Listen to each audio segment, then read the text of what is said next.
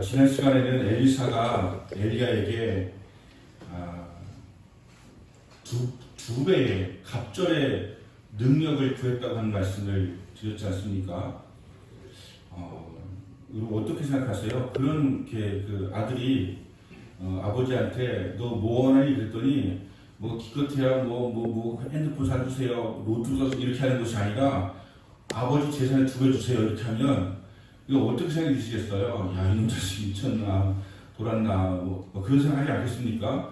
엘리사가 구하는 것은 정말 어처구니 없는 것이요. 사실은요, 엘리야가 보통 능력의 분이십니까? 그것을 뭐 재산이나 수치로 따지자면 어마어마한 것이거든요. 그것을 갑절을 달라고 구하고 있으니까 정말 이게 요즘 MZ세대들이 좀 뭐 그렇다, 얘가 MZ세대인가 싶을 정도로 그렇게 아마 놀라운 그런 요구 사항이었을 것입니다. 근데 엘리야 자신도 네가 참 어려운 걸 구했구나 이렇게 얘기했어요. 그러면서도 뭐라고 이야기하냐면 내가 하늘 올라가는 것은 네가 보게 되어지면 이루어질 것이다 라고 이야기를 했습니다. 그 하늘 올라가는 것을 보게 되려면 이제 엘리야 끝까지 따라가야 되거든요. 근데 엘리야가 계속해서 하나님께서 나를 베델로 보내신다 뭐 이렇게 하면서 자꾸 너 여기 있어라 이렇게 얘기하는 거예요. 그럼 엘리사가 정말 나도 지치고 힘들고 스승님 말씀이 가니까 그냥 들어줘야지 하면서 그냥 머물러 있었다고 한다면 엘리야가 바로 올라가 보지 못했을 것입니다. 그런데 끝까지 나는 따라가겠습니다. 하나님을 맹세코 살아계신 하나님을 맹세코 나는 당신을 따라가겠나이다. 끝까지 포기하지 않고 가니까 결국 엘리야가 하늘 올라가는 것을 보게 되어지고 엘리야는 그에게 겉옷을 벗어서 던져 주었다라고 하는 것이죠. 이 겉옷은 능력의 상징입니다. 엘리야 능력의 상징이 겉옷을 벗어서 주었는데 여러분 한번 생각해 보세요. 얼마나 귀한 겁니까? 이게 엘리야의 옷인데 그리고 얼마나 귀한 것입니까? 얼마나 잘 보관해야 되겠습니까? 고이고이 다 포개가지고 이렇게 수납장에 넣어가지고 보관해도 시원찮을 텐데 엘리야의 옷을 받자마자 무엇합니까? 요단강을 막 사정없이 내치면서 막 같은간 엘리야와 같이 요단이 갈라지게 해달라고 막 하지 않습니까? 그 모습을 보면서 엘리사가 보통 인간이 아니구나, 보통 인물이 아니구나 하는 것을 깨닫는 줄 아십니까? 그럼 옷을 받아가지고 그 요단강을 칠수있는 것을 어떻게 하겠습니까? 그런데 엘리사에게 중요한 것은 겉옷이 아니라 하나님의 능력이기 때문에 그걸 사모하는 마음으로 요단강을 내리치면서 이걸 마른 땅같이 나도 건너게 해달라고 사모하니까 마른 땅같이 걷게 되었다 라고 하는 말씀이 지난 시간의 말씀에 있었던 것입니다. 감사하게도 여러분들이 지난 시간에 있었던 말씀을 전하고 있는데도 다 새로 듣는 것처럼 이렇게 아주 생소하게 듣고 계시는 것 같아서 감사하네요. 알고 있다는 뜻이 보면 처음 듣는 말씀인 것처럼 이렇게 듣고 있으니까 감사하다는 생각이 듭니다. 엘리사가 하나님의 능력을 얼마나 사모하는가 하는 것을 알 수가 있는 것이죠. 자, 우리가 신앙생활을 합니다. 그런데 하나님의 은혜를 말하면서 우리는 두 가지 오해를 가지고 있습니다. 하나님의 은혜가 있기 때문에 우리는 하나님의 은혜를 받기 위해서라면 우리가 무슨 짓을 해서라도 받아야 된다. 왜냐하면 하나님의 은혜는 크니까, 놀라운 것이니까. 그래서 막 기도를 금식 기도를 하고 철야 기도를 하고 말씀을 하고 헌금도 많이 하고 같은 공을 다 세웁니다. 여러분, 그걸 그렇게 한다면 그것은 은혜가 아니라 대가인 것이죠. 하나님의 은혜는 기도 많이 주는 게 아니에요. 헌금 많이 주는 게 아니에요. 하나님의 은혜는 하나님께서 우리에게 거저 주시는 것이라고 하는 것입니다. 우리의 공로로 인해서 받는 것이 아니고 하나님의 일방적인 은혜를 주신다고 하는 것이에요. 주님의 십자가의 그 보혈의 피는 우리의 공로로 살 수 없는 것이 아니에요. 그 은혜를 우리에게 주셨다라고 하는 것입니다. 그리고 우리의 행위는 무엇이냐? 하나님의 은혜를 받았기 때문에 그 은혜가 너무 감사해서 너무너무 행복해서 하나님 아버지 앞에 교제하기 위해서 기도하고 하나님을 기쁘시게 해줄 수 있는 것이 무엇이 있을까 하면서 봉사하고 전도하고 헌금하고 주님이 원하신다면, 주님이 이것을 기뻐하신다면 나는 영혼구원을 해야지. 뭘 받기 위해서가 아니라 주님이 주신 은혜에 감사해서 거기에 감복해서 내가 하는 행위가 뒤따르게 되어지는 것이지 하나님의 은혜를 받기 위해서 뭐 하는 것이 아니다 라고 하는 것을 알아야 됩니다. 왜냐하면 이것이 공로가 되더라고요. 다른 사람 집사님 기도 얼마나 해? 하루에 1시간밖에 못하는데 1시간 되냐고 2시간을 해야지. 나는 2시간, 4시간 하냐 4시간. 이렇게 하면 이것이 공로가 되지 않습니까? 이것이 공로가 되는 순간 하나님께서는 이것을 인정하실 수가 없는 것이죠. 왜냐하면 하나님 앞에 기도하고 하나님께 쌓는 그런 그 은혜, 우리의 봉사와 헌신은 하나님께서 기억하신 바 되어야 되는 것이지 누구에게 자랑하라고 하는 것이 아니기 때문에 그런 것이라고 하는 것이죠. 또 한 가지 오해는 그것입니다. 아무것도 하지 않아도 은혜는 거저 주신다고 하는 것이니까 하나님이 알아서 주시겠지라고 하는 것이죠. 아무것도 안 합니다. 그래서 그냥 하나님이 내 속을 아시면서 왜 꼼짝도 안 하시냐고 원망합니다. 하나님 내 속을 아시지 않습니까? 내가 얼마나 힘든지 얼마나 막막한지 아시면 그냥 도와주셔야죠 라고 합니다. 그게 은혜라면서요 라고 하는 순간 그것은 은혜가 아니죠. 은혜는 하나님이 주시는 것이지 내가 구하는 게 아니에요. 내가 뭐 아무 말도 안 하고 구하지도 않았는데 하나님이 주신다고 하는 것이라면 그건 은혜가 될 수가 없는 것입니다.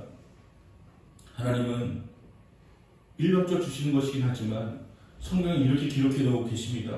구하라 주실 것이다. 찾으라 찾을 것이다.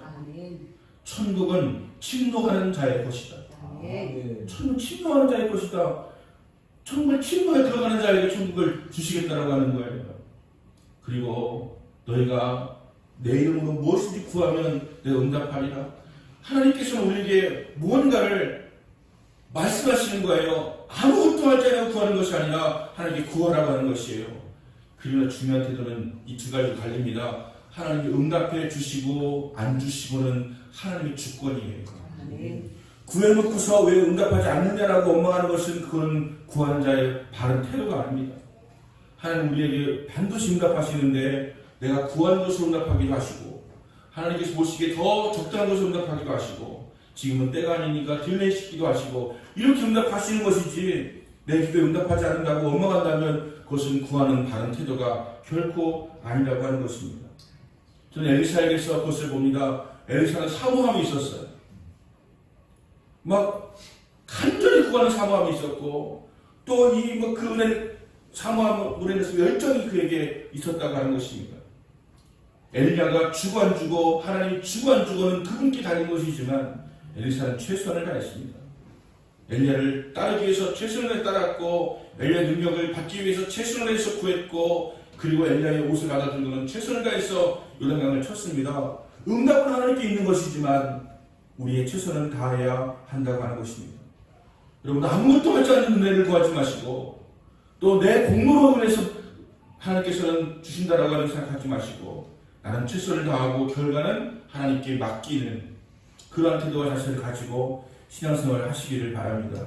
내 위주로 신앙생활을 하다 보면 내가 하나님께 드린 것이 없어서는 은혜가 없지라고 생각할 수도 있고 또 내가 그렇게 기도했는데 왜 응답이 없느냐고 할 수도 있습니다. 아닙니다 여러분. 드린 거 없어서 안 주시는 게 아니고요. 내가 하나님 아버지께 구했는데 안 주신다면 그것 가지고도 하나님 원망할 수 없다고 하는 사실을 알아야 됩니다. 그게 하나님께 주권 있는 태도인 것이지 내가 구했는데 감히 하나님 응답을 안 해? 이런 식으로 살아가는 것은 바른 신앙 태도가 아니라고 하는 것입니다. 내가 말했잖아요. 그럼 되는 거 아닙니까? 아니죠. 나는 그저 구할 뿐이에요. 응답은 하나님께 있는 거예요. 그걸 주시는 것은 하나님의 은혜라고 하는 것입니다. 저는 문득 우리 교회 성도님들이 참 대단하다는 생각이 들었어요.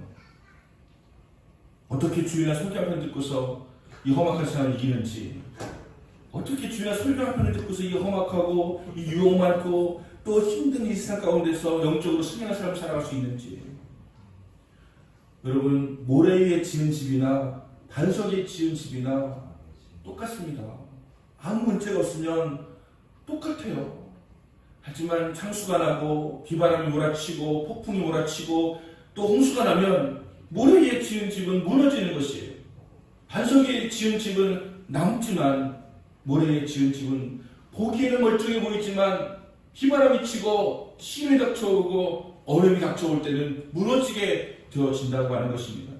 그러므로 우리는 말씀을 읽어야 되고 말씀을 묵상해야 되고 하나님의 음성을 듣기를 사모해야 되고 그 열정을 가지고 주 앞에서 정말 최선을 다하는 신앙생활을 해야만 한다고 하는 것입니다.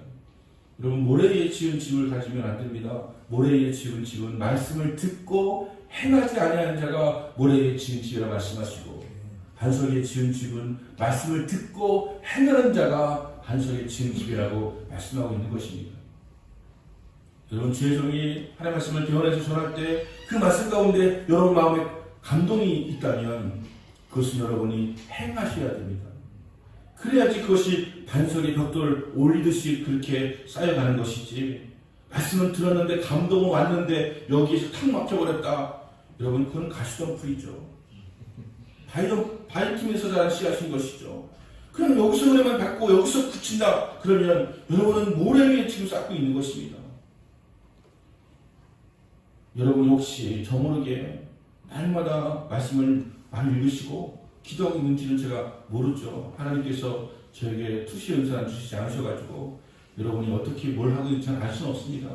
하지만 분명한 것은 요즘 시대는 20년, 30년 전보다 더 유혹이 많고 더 믿음 지켜내기가 힘든 세상이라고 하는 것을 깨닫게 되어지는데, 우리가 너무나 적은 시간 하나님의 말씀 듣는 것, 그것도 내가 읽어내는 것도 아니고 설교를 듣는 그거 하나만으로 버텨낸다면 여러분 너무나 놀라운 것이죠. 아니면 이것도 있을 수 있습니다. 제 설교가 그렇게 강력한 것일 수 있는 것이죠. 얼마나 강력하길래 일주일 갖다가 막 승리하면서 버텨낼 수 있게 하는가. 마치 우리가 차에 기름이 떨어지면 만땅 채운다고 하지 않습니까? 야, 내 설교는 만땅 채워주나 보다. 다른 거 아무것도 안 못해도 그냥 이겨낼 수 있도록, 수행할 수 있도록 그렇게 도와주나 보다 라고 할 수 있는데, 곰곰이 생각해보니까 제 설교는 그렇게까지 능력 있지 않아요. 여러분들 말씀 묵상하셔야 돼요. 유튜브 하루에 1시간 넘게 보시잖아요. 한 30분 정도 쪼개가지고 말씀 이렇게 그 연예인이 읽어주는 말씀 같은 거 있잖아요. 이런 걸 들어보세요. 창세기 1장 애초에 하나님이 천지를 창조하십니다. 이렇게 들으면서 이렇게 살아보세요. 화면 안 봐도 괜찮아요. 이어폰으로만 들어도 괜찮아요. 말씀을 듣고 말씀을 좀 묵상하고 말씀을 좀 깨닫고, 아, 그럼 오늘 내가 이렇게 살아야겠구나. 아, 말씀에 능력이 있구나. 말에 능력이 있구나. 하나님 말씀하시니까 되었구나. 나도 말 조심하고 살아야지. 말을 잘해야지. 선포해야지. 된다고 말해야지. 이렇게 하면서 실천하고 살아가면 그것이 여러분의 반석 위에 쌓는 벽돌과 같은 것이 될 것이다. 벽돌 쌓는 것이죠. 설교를 통해 듣는 말씀은 뭐 벽돌 정도가 아니라 막 공물이 갖다 이렇게 막 이렇게 된 거 갖다 붙이는 거 있잖아요. 막 이렇게 되어주면 좋겠지만, 여러분 설교 한 편으로 여러분 신앙을 지켜낼 수가 없습니다. 적어도 더 많은 시간, 그럼 적어도 공예배에 나오셔야 돼요. 그래야지 그나마 어떻게든 신앙을 지킬 수 있을까 말까 하는 정도 되는 것이지. 저는 그게 걱정이 되는 사람 아닙니까? 그러니까 목사잖아요. 여러분 신앙이 지금 살기 좋아졌잖아요. 우리나라가 얼마나 살기 좋아졌습니까? GNP가 35,000분이에요. 실질적 구매 지수는 일본을 앞질렀대요. 얼마나 감사합니까? 하지만 우리 영성 지수는 점점 떨어져 가고 있고, 세상은 교묘하게 약해져 가고 있고, 저는 깜짝 놀란 게 뭔지 아세요?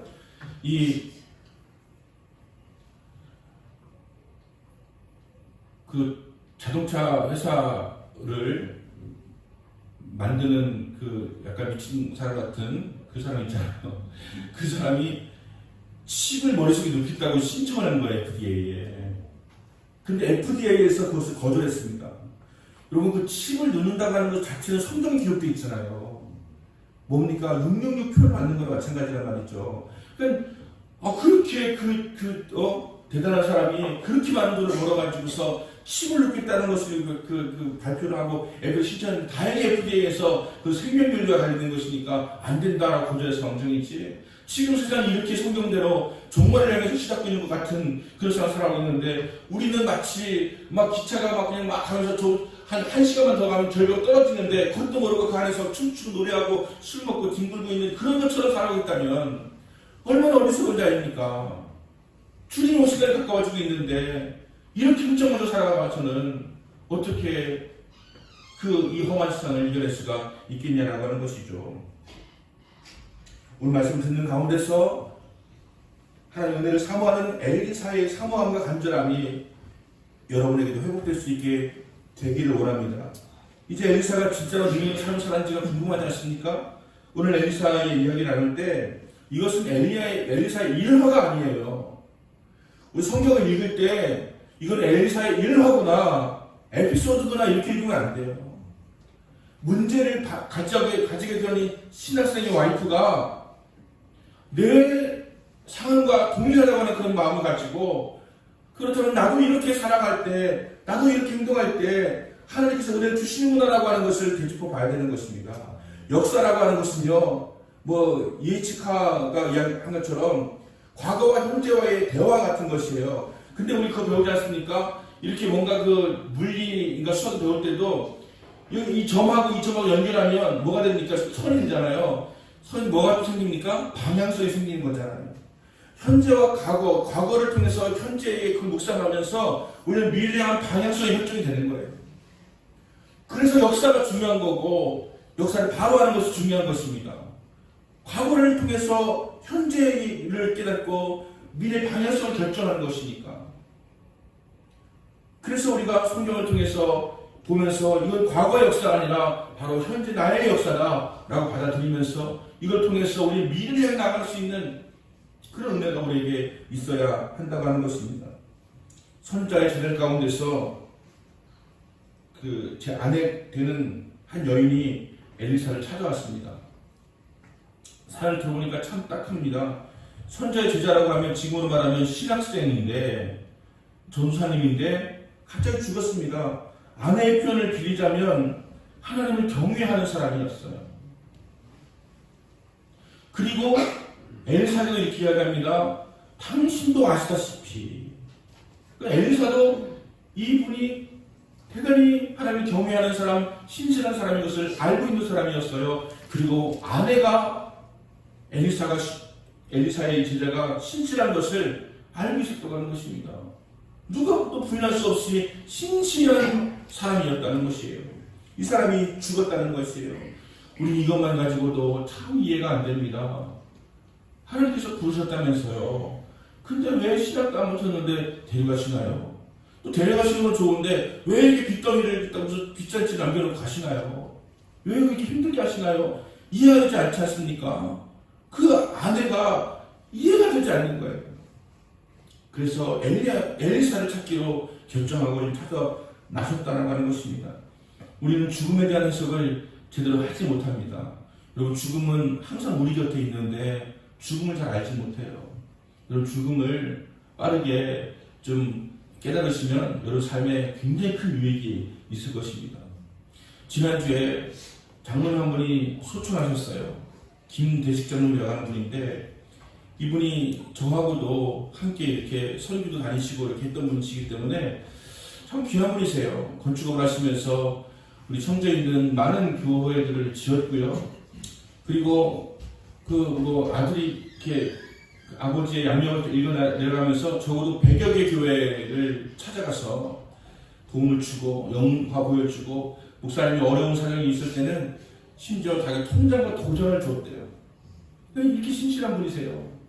그런데 89세가 돼서 돌아가셨으니까 그래도 남들 말할 때 호상이 있지, 괜찮지라고 할 수 있는데 아들들 분위기가 영 호상 같지가 않아요. 친구래요. 막 아파해요. 슬퍼해요. 제 친구가 거기 아들인데 힘들어해요. 그러면서 제가 깨닫게 되었습니다. 야, 사람은 89세를 살고 정말 후회하는 인생을 살았다고 생각이 들어도 슬픈 것이구나, 이해가 안 되는 것이구나 하는 것을 깨닫게 되어진 것입니다. 젊은 사람이 죽었을 때는 더하지 않습니까? 왜 젊은 사람이 죽나? 그런데 신실한 사람인데 죽었을 때 이해를 안 가는 것은 당연한 것 아니겠습니까? 제가 그런 일화를 말씀드린 적이 있는데, 한경지 목사님한테 찾아와서, 목사님, 우리 남편이, 우리 아들이 지금 30 중반인데 얼마나 신실했는지 아시잖아요. 예배 한 번 안 빠지고 찬양대하고 11조 꼬박꼬박 드리고 얼마나 봉사 열심히 했습니까? 근데 왜 우리 아들이 죽어야 되나요? 라고 이야기했을 때 한경지 목사님이 나도 모르겠습니다 이랬잖아요. 그 뭐 아는 척하고 뭐 이렇게 어떻게 아는 척합니까? 나도 이해가 안 가는데 사람은 다 이해하고 삽니까? 하나님의 섭니다. 하나님의 뜻이다라고 받아들여야지. 우리가 어찌 그것을 알 수가 있겠습니까? 어떻게 합니까? 우리는 뭐 하나님께서 사랑하니까 일찍 데려가셨지라고 하지만 그게 뭐 위로가 되겠습니까? 유족들에게는요. 우리끼리는 그렇게 생각할 수 있어도요.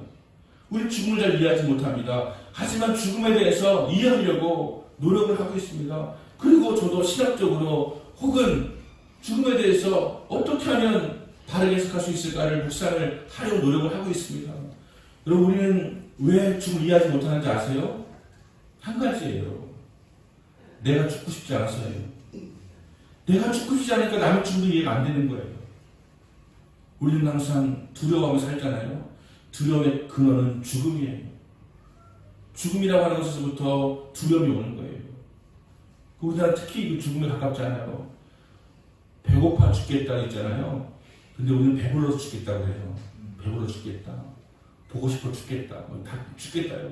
그래서 우리는 죽음에 참 친밀한 그런 민족이다. 다 죽고 싶다. 먹었다고 많잖아요. 먹었다. 다 먹었다. 꼴도 먹었다고 하고, 홍수하는 생선도 먹었다고 하고, 다 먹는 민족이고, 죽음은 항상 가까운 민족이고, 한 민족이 우리나라는 대단한 나라예요. 우리나라가. 그래서 우리나라는 이 성찬식을 아무 오해 없이 받아들였던 거 아닙니까? 초창기에 초대교회는 성찬식 때문에 기독교는 식인종부담하게 했는데 우리나라는 거의 그럴 게 없어요. 우리는 다 먹으니까요. 그래서 오죽하면 선악과를 한반도에 심으셨다면 아마 우리는 뱀을 다 먹었을 것이다.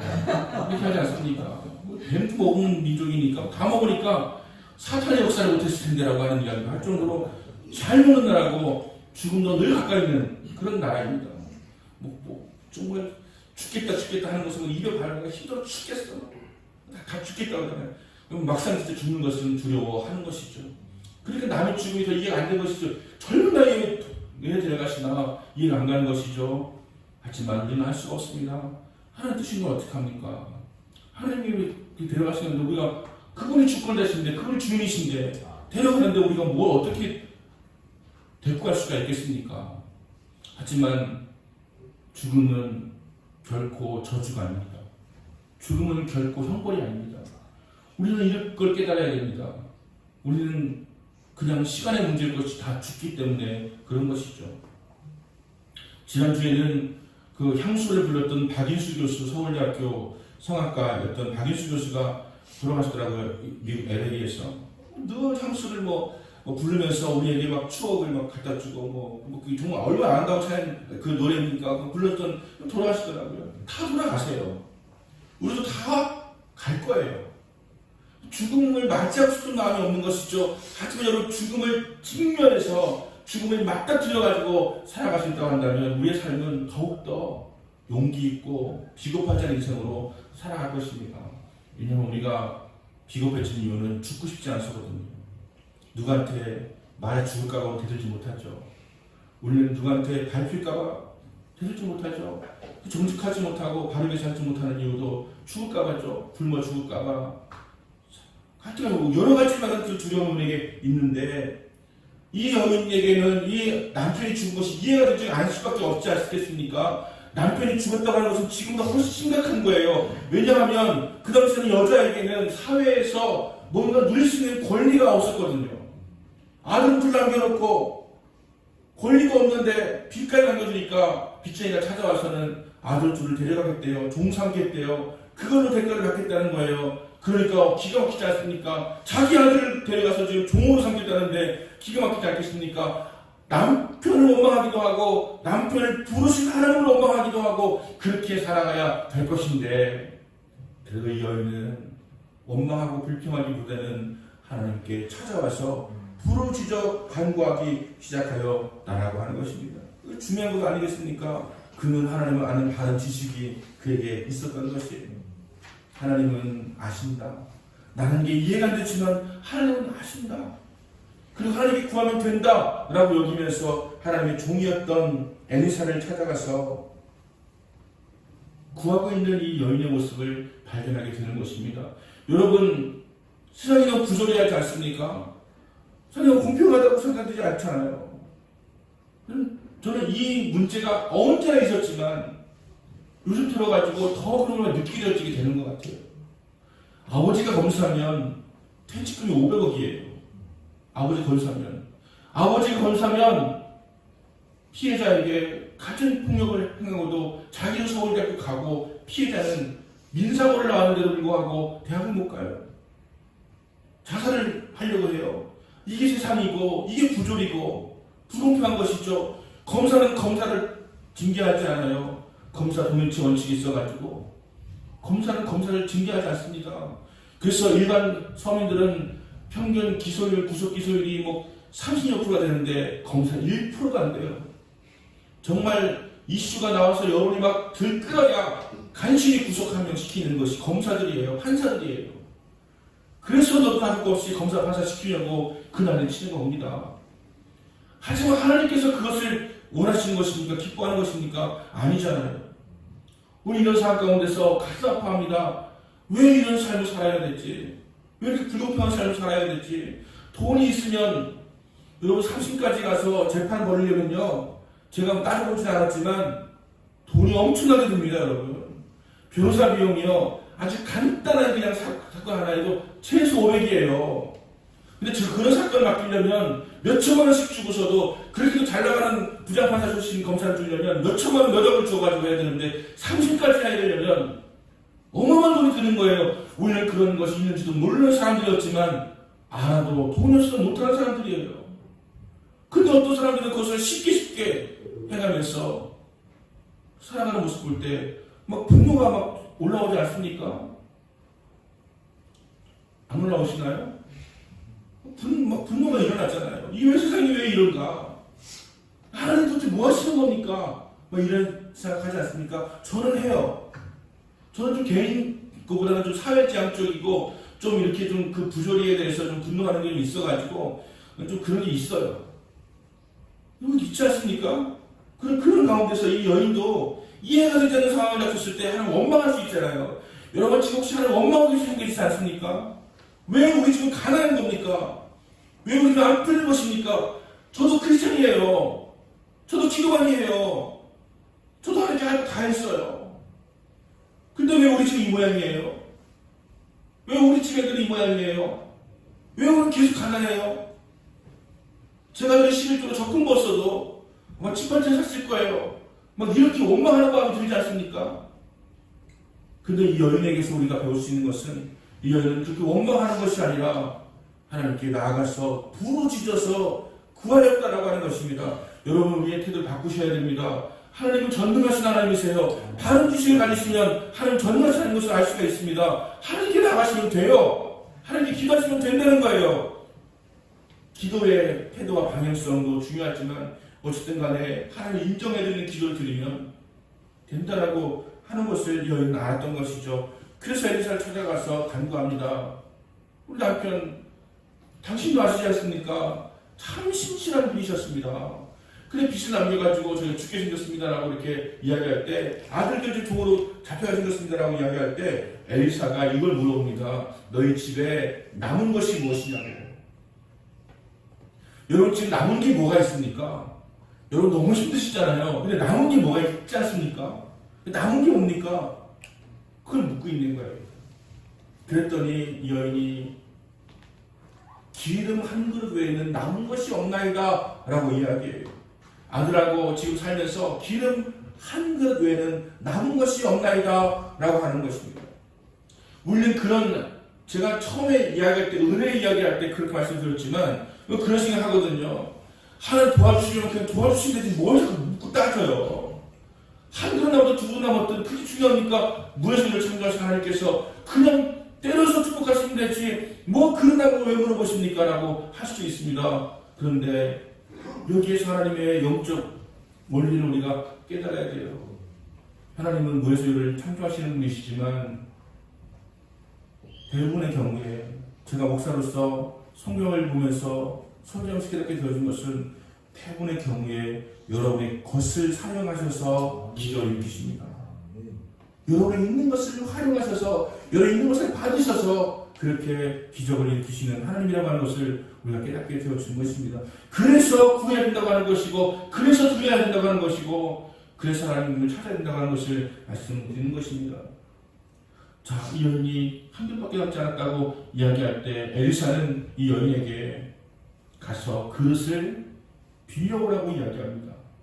그릇을 빌려온다라고 하는 것은 이 여인에게 이웃들에게 다 다니면서 이웃에게 있는 그릇을 빌려오라고 하는 것을 의미하는 것 아니겠습니까? 여러분 생각해 보세요. 이 여인은요, MBTI에서 I일 거예요. I. 내성적인 사람일 거라는 거죠. 왜냐하면 부끄러워요. 남편 일찍 죽은 것도 부끄럽고 빚나는 것도 부끄럽고 내 상황과 처지가 부끄러워요. 그래서 처박혀가지고 어디 동네에 얼굴 내비치는 거 싫어요. 그런데 하나님께서 그릇을 빌리러 나가라고 하세요. 아니 하나님, 그릇 빌려가는 거 얼마나 남 부끄럽고 얼마나 창피스럽고 얼마나 말하기 어려운 줄 아시지 않습니까? 그리고 사람들, 그 당시에 사람들은 젊은 나이에 죽었다고, 저주받았다고, 징계받았다고, 벌받았다고 이런 사고방식이 있어가지고 저주는 무슨 저주가 있어가지고 일찍 죽었냐고 이렇게 하고 있는 그런 생각을 하니까 나갈 수가 없는데 하나님께서 나가라고 하시는 거예요. 왜 그럴까요? 아니 하나님의 기준 방식이고 그릇들을 담아야만 되는 것이겠습니까? 아니잖아요. 그런 막들을 보여줄 수도 있는 것 아닙니까? 아니면 무슨 왁구를 차라 드럼통 하나 만들어라 거기다 보여주게 할 수 있는 거 아니에요? 근데 이웃에게 가요. 이웃에게. 어떤 의미일까요? 하나님께서는 이웃에게 보내는 것을 제가 묵상하는 가운데서 두 가지를 깨닫습니다. 그리고 한 가지는 이웃에게 나가라고 하신 이유의 한 가지는 생각보다 세상에는 좋은 사람이 많다는 것을 알게 하시려고 하는 것이다. 우리 세상에 생각보다 좋은 사람이 많습니다. 세상에 온갖 못된 놈들만 있는 것처럼 보이시죠? 아니에요. 좋은 사람도 많습니다. 좋은 사람 만나면 행복하잖아요. 가면 내가 그릇을 빌려주긴 할까, 욕이나 대빵하는 거 할까, 이런 걱정하면서 나가는데 생각보다 이웃들이 그릇을 잘 빌려주네요. 아, 내가 착하고 있었구나. 나는 외로울 줄 알았는데 나를 불쌍히 여기는 사람들이 생각보다 많구나. 나를 이해하는 사람이 생각보다 많구나. 따뜻한 손길들이 참으로 많구나 하는 것을 알게 하시는 것이죠. 왜냐하면 우리가 사는 데 있어가지고서 먹고 사는 것만 갖고 사는 것은 아니니까요. 기름이 많아져서 빚 갚고 먹고 사는 거 아니잖아요. 우리의 행복은 이웃과의 관계에 달려있는 거예요. 우리의 행복은 이웃과의 관계 속에서 서로 신뢰하고 서로 믿고 서로 주고받고 돕고 할 때에 진짜 행복이 있는 거예요. 여러분, 세상이 자꾸 물질 하니까 물질이 최고인 줄만 아실 수 있는데 아닙니다. 여러분, 우리의 행복은 돈에 있는 것이 아니고 관계에 있는 것이에요. 물질 창고에 가득 쌓아놓고 가족 간에 불안해서 지내보세요. 행복하지 않습니다. 진정한 행복은 물질에 있는 것이 아니고 관계에 있는 거예요. 하나님께서 그래서 이 여인이 그냥 먹고 사는 그것을 위해서 해결하려고 했다면 기름을 그냥 왕창 부어주셨을 거예요. 방 하나 가득 세워줬을 거예요. 그런데 이웃에게 나가라는 것은 네가 이웃이 실제로 사실은 얼마나 좋은 이웃인가 하는 것을 깨달아라. 그와 관계가 회복되라 하는 것을 말씀하시기 위해서, 보여주기 위해서 그렇게 이웃에게 나가라고 하셨다라고 하는 것이죠. 두 번째 이유는 왜 이웃에게 나가라고 하셨을까? 여러분, 그릇을 빌리러 갈 때는 얼굴이 수척해가지고 다 막은 것처럼 막 해가지고서 막 그릇 좀 있으세요, 빌려주세요, 불쌍하게 이렇게 했을지 몰라도 이제 축복받고 난 다음에는 그래서 돌려주고 가야 되는 거 아니겠습니까? 갈 때는 막 생명력이 넘쳐가지고 활기차게 기쁘게 가면서 막 기름을 조금 넣어서 주면서 하는 거예요. 여러분, 인간관계는 기브 앤 테이크예요. 주고받고 하면서 이 관계가 형성이 되는 거 아니겠습니까? 우리 예전에 살던 분 아시잖아요. 아파트 안 살고 그냥 저희는 저 사역동에 지금 용화사가 있는 그 옆에 불란서집에서 살았었는데요. 그럼 뭐 이렇게 무슨 떡 이사 왔다고 떡 하나 주면 우리 또 거기다가 김치 담아주고 거기다가 무슨 뭐 과일 담아주고 왔다 갔다 하면 몇 번을 해야 되는 그런 정이 있었단 말이에요. 근데 지금은 이웃집 아저씨가 나를 어떻게 해야지 않을까 싶어가지고 엘리베이터도 타고 있으면 안 타고 걸어 올라가고 안 마주치려고 하고 인사도 안 나누고 그렇게 살아가는 무정한 생이 되지 않습니까? 그러다 보니까 물질은 $100 GLP에서 35,000불 GLP가 들었는데도 불구하고 행복지수는 더 낮아져가지고 왜 그렇습니까? 관계가 의심되니까, 신뢰가 안 되고 의심되니까, 두려우니까, 깨어지니까 그런 거예요. 가족 간에 그냥 어려워도 밥 한 그릇 넣고 국 한 그릇 넣고 간장 한 그릇 넣고 이렇게 둘러서 먹었는데 어느 순간부터 삐져서 바빠가지고 아침도 정신없이 나가서 우유 한 컵 마시고 나가고 저녁은 다 바깥에서 외식할 수밖에 없는 그런 분들 보니까 우리는 가족 간에 깊은 대화를 나누지 못하고 어디 가서 돈은 맞벌이라고 자식까지 보니까 돈은 버는지 모르겠는데 행복하지 않은 그런 인생이 우리에게 주어지는 것입니다. 여러분, 행복은 물질에 있는 것이 아니고 사람에게 있는 거예요. 관계에 있는 거예요. 하나님께서는 그것을 아시기 때문에 이웃에게 보내시면서 이제 이웃에게 베푸고 나누는 사람이 될 수 있도록 만들어 주신 것입니다. 그래서 그 여인은 이제는 행복할 수 있는 거예요. 물질적인 필요만 채웠다면 행복하지 않았을 텐데 이웃과의 관계가 회복되어지니까 더 행복할 수가 있게 되었다라고 하는 것입니다. 하나님께서 그릇에 기름을 가득 채워주시고 축복해 주셨습니다. 전 여러분이 이런 축복을 다 받아 누리게 되시기를 바랍니다. 그리고 이웃에게 나갈 것은 사랑의 빚을 진 거잖아요. 그릇을 빌리면서 사랑의 빚을 진 거잖아요. 우리는 사랑의 빚을 갚기 위해서 사랑의 빚을 되지 않겠습니까? 여러분, 하나님의 축복은 반드시 사람을 통해서 옵니다. 신세 진다고 생각하지 마세요. 그냥 사랑의 빚을 지는 거예요. 그리고 나중에 갚으면 되는 거예요. 그 사람이 갚든 다른 사람이 갚든지 갚으면 살아가시면 행복이에요. 우리는 알잖아요. 받는 것보다 주는 것이 더 행복하다. 주는 자가 행복하다. 그러니까 지난주에 주라 그리하면 너에게 안 주시리니 너에게 흔들어 넘치도록 막 채우고 넘치도록 안겨주자 말씀하시잖아요. 주는 것이 행복한 거 아는데 주기가 참 어렵죠. 내 것이고 옮겨지고 싶은 그런 마음이 더 많으니까요. 하나님 이 여인에게 당장 물질만 주신 것이 아니라 관계 회복까지 주신 거예요. 앞으로 살아가는 인생에서 행복할 수 있는 그런 요건을 우리에게 주셨다고 하는 것입니다. 두 가지 이 여인을 통해서 주시는 영적 원리 두 가지만 말씀을 드리겠습니다. 첫째로 하나님께 부르짖어야 된다라고 하는 것이죠. 이 여인은 어려움이 닥쳤을 때 부르짖었어요. 여러분 이제 부르짖어 가는 거 아십니까? 기도 시간을 충분히 갖는다 안 갖는다도 있지만 우리 뭐 신복음은 특히 부르짖어 기도하는 것이 우리의 어떤 장점 아닙니까? 부르짖어 가는 거 하는 거 있잖아요. 이게 우리는 그냥 부르짖는 자체가 우리를 시원하게 만들어주기도 하지만 그만큼 절박함을 표현하는 것이잖아요. 우리가 얼마나 절박한가 하는 것을 부르짖는 걸로 표현하는 거잖아요. 그래서 막 정말 절박하면 막 정말 막 하늘 들썩들썩거릴 만큼 부르짖어서 간구해 왔지 않습니까? 근데 여러분 사는 것은 이전보다 힘들어졌는데 기도는 그냥 목구멍에서 나오는 기도 정도밖에 안 하는 거예요. 찬양을 목구멍으로 하고 기도를 목구멍으로 하는 거예요.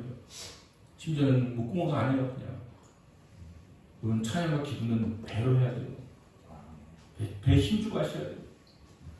배에 힘주고 하시면 뱃살도 빠지지 않을까 그런 생각이 드는데 그렇게도 하지 않고 그냥 여기서 뭐 음이 높으면 낮춰가지고 부르고 기도도 조그맣게 하고 누가 들을까 겁나고 이렇게 하다 보니까 우리가 강충하는 기도, 부르짖는 기도를 잊고 살아가는 것이 아닌가라고 하는 것이죠.